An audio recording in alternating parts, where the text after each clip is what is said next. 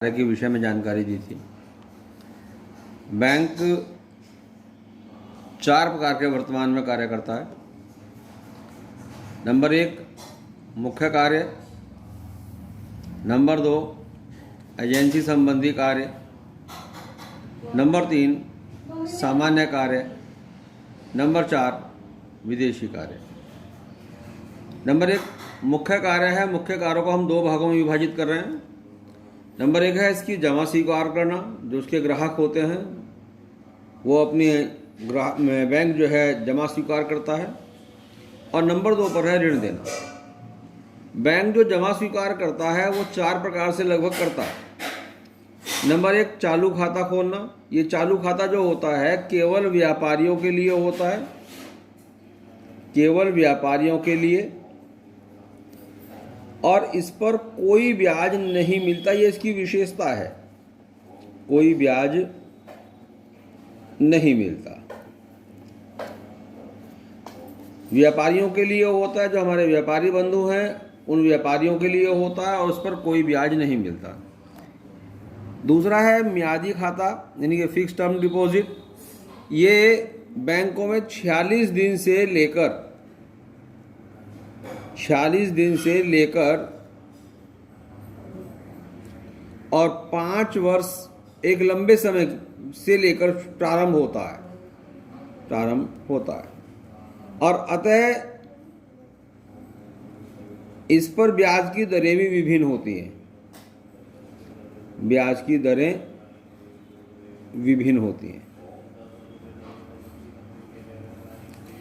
46 दिन पर कुछ और है, 1 साल वाले पे कुछ और होगी, 2 साल वाले पे कुछ और है, 4 साल वाले पे कुछ और है, 5 साल वाले पे कुछ और होगी। तो इसी प्रकार से ये, और मित्रों ये जो ब्याज की दरें होती हैं, ये ब्याज की दरें परिवर्तित होती रहती हैं। लेकिन एक बार जिसने जो प्लान ले लिया वह उसी प्लान के अंतर्गत कार्य करता रहेगा। नंबर 3 है बचत खाता खोलना। बचत खाता सामान्य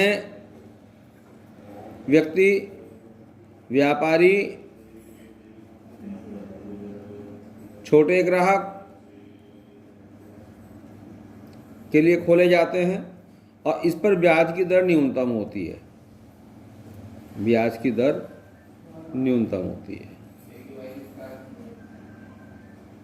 ग्राहक अपनी मर्जी से इसे जब चाहे निकाल सकता है, जब चाहे जमा कर सकता है। घरेलू बचत खाता ये वर्तमान में प्राय अस्तित्व में नहीं है, लेकिन पहले था ये कि बैंक अपनी गुल्लक घर में रख देती थी और रखने के पश्चात बैंक का कर्मचारी आकर के एक निश्चित अवधि के बाद उस गुल्लक को खोलता था और उसकी पर्ची बना करके वो रुपया अपने साथ ले जाता था।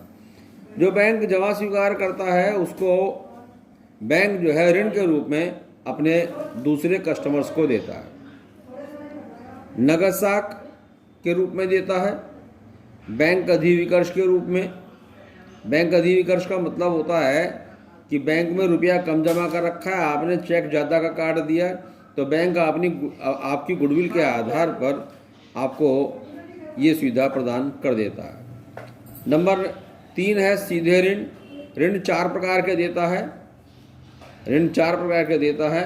अल्पकालीन ऋण जो कम समय के लिए दिया जाता है, मध्यमकालीन ऋण जो अल्पकालीन से अधिक लेकिन दीर्घकालीन से कम। नंबर 3 दीर्घकालीन ऋण, यह उद्योगों के लिए दिया जाता है। और नंबर 4 व्यक्तिगत ऋण।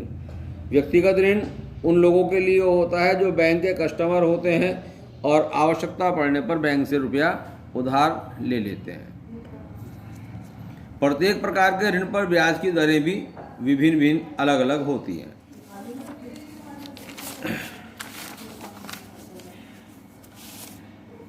नंबर 2 बैंक का एजेंसी संबंधी कार्य।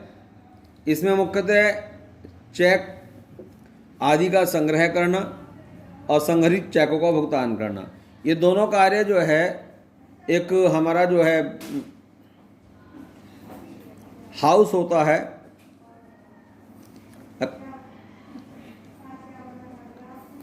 उस हाउस में ये सारा कार्य किया जाता है। इसके विषय में आगे बताया जाएगा आपको। ग्राहकों के लिए अंशों का क्रय करना, अभिगोपन करना। अभिगोपन का मतलब है जब कोई नई कंपनी अपने अंशों का निर्गमन करती है तो बैंक शर्तों के अनुसार उसको अभिगोपित कर लेता है। अन्य कार्य, संपत्ति की सुरक्षा। संपत्ति की सुरक्षा में हमारे पास व्यक्तिगत सुरक्षा और साख की सुविधा। नंबर 4, वर्तमान समय में बैंक के मुख्य कार्य कोष योजना, आवास वित्त योजना, क्रेडिट कार्ड योजना, कोर बैंकिंग यानी कि CBS जो बैंकिंग योजना है, ई बैंकिंग योजना भी है वर्तमान में। ई बैंकिंग योजना है, किसानों के लिए योजना है, किसानों के लिए भी कार्य करता है बैंक। किसान क्रेडिट कार्ड आदि इसका कार्य बैंक प्राय करता है। तो इसको आप लोग पढ़ लीजिएगा इसको। धन्यवाद।